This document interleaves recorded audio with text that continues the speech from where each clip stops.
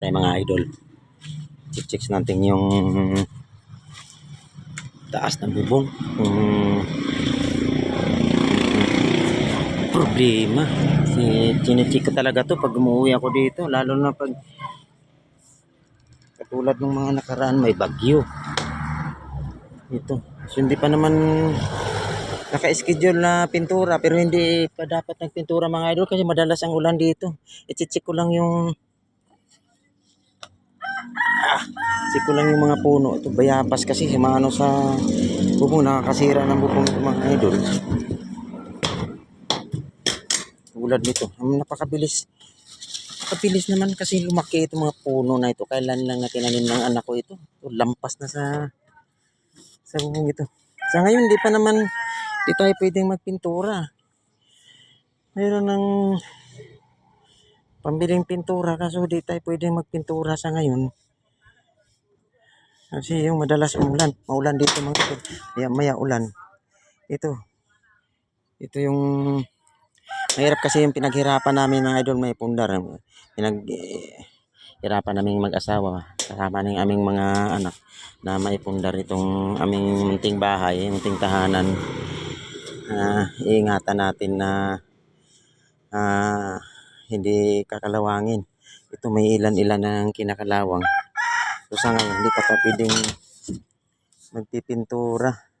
Ang ano lang, itong mga bayabas, napakarami naman kasing bunga.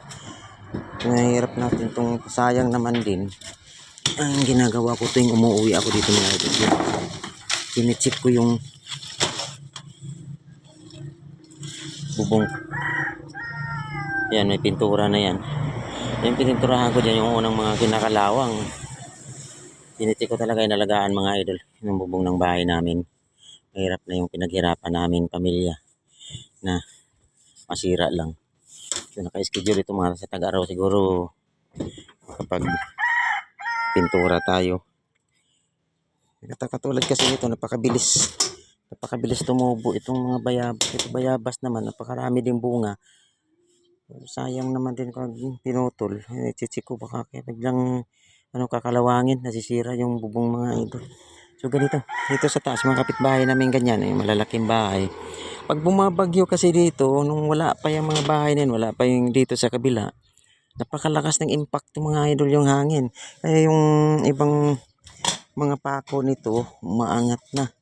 Yung iba nito, kasi ito, thick screw lang yung gamit ko ng iba nito. Ayan, i-schedule namin to pipinturahan mga idol itong bubong. Talagang alagaan natin. Ito may daanan kami. Katulad nga sa mga ibang rin, ay compare natin sa mga makina, kailangan mag-maintenance, mga maintenance na hindi naman masayang yung pinaghirapan may pundar namin mga idol.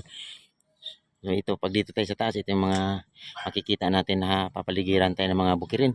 Halos yan sa kabila din. Ayan.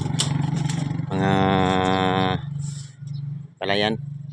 So, tabing daanan lang ito mga idol sa harap na yan. Ayan. Sa harap na yan, daanan yan. So highway papuntang Baguio.